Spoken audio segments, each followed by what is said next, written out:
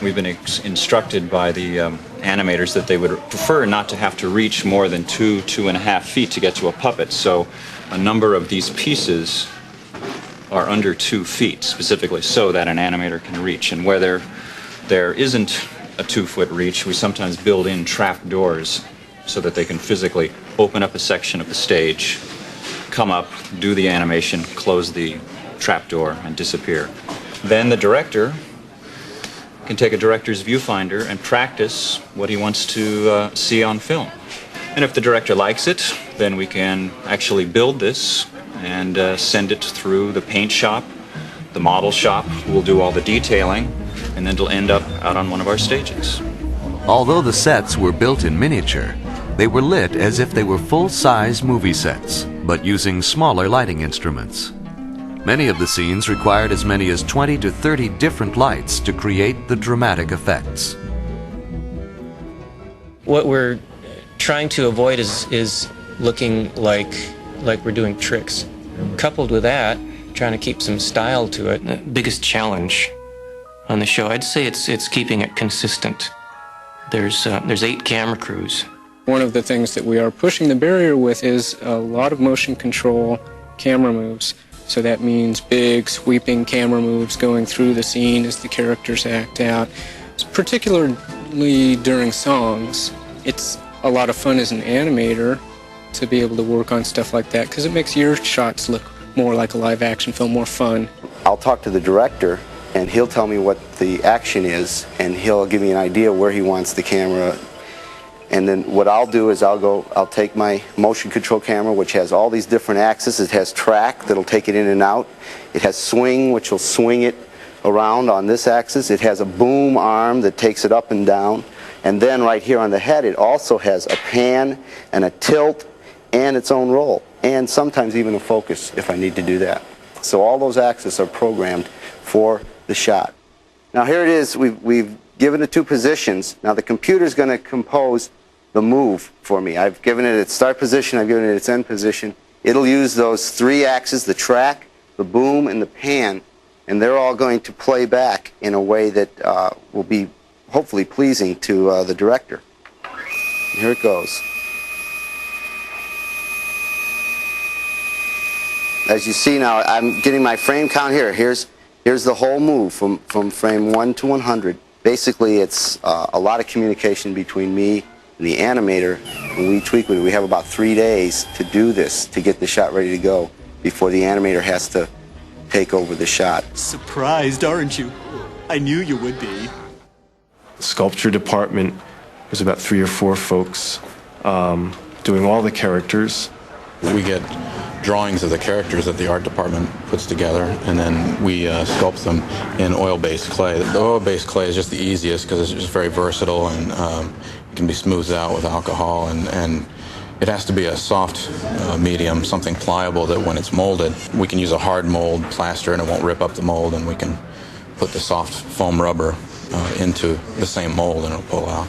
Each puppet has an armature inside it, which is basically a ball and socket, which enables you to move a puppet like these.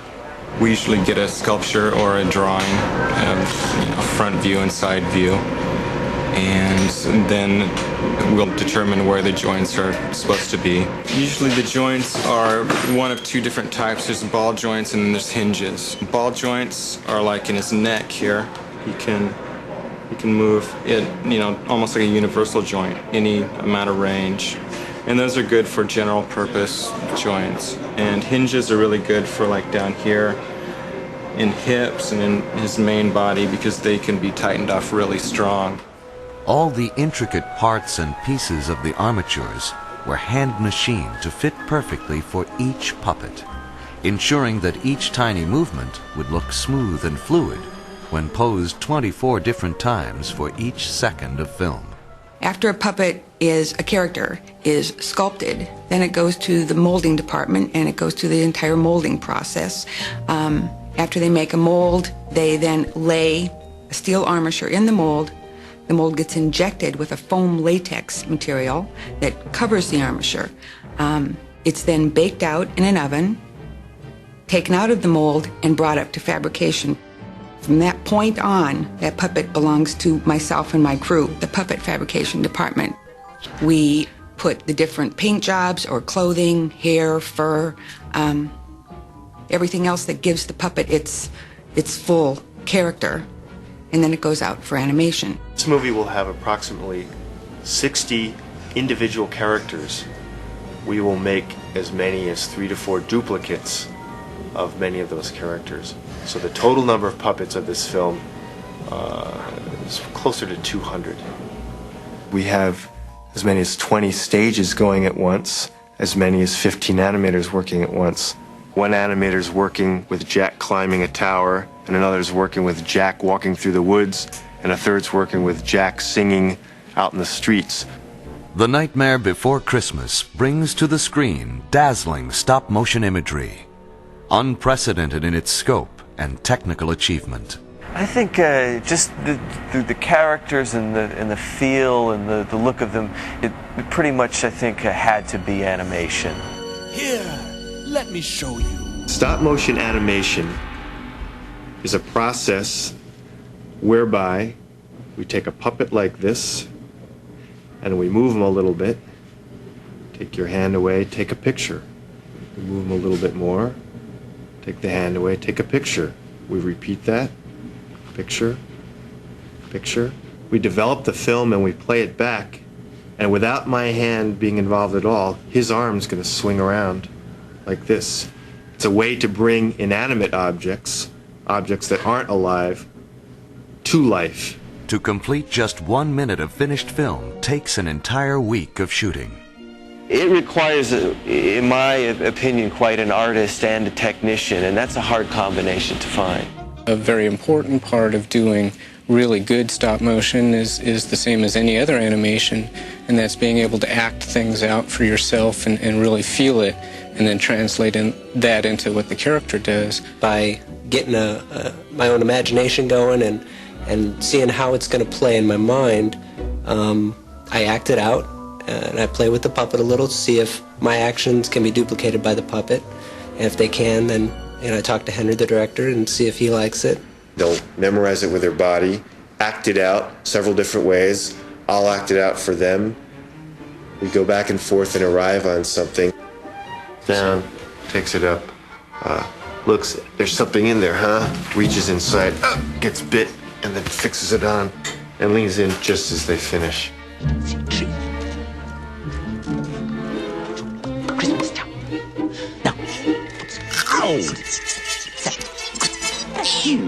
I think a lot of animators, stop-motion animators and 2D animators also, are just frustrated actors and possibly shy actors like myself who, wouldn't want to get in front of the camera. And so it's kind of the nice sense to be able to let people see you, but not really see you. I get to hide behind puppets. We know the basic blocking. We know the length of the scene within a few frames. So there's a very tight, confined space the animator has to plug in. At that point, the animator becomes the character. Eureka!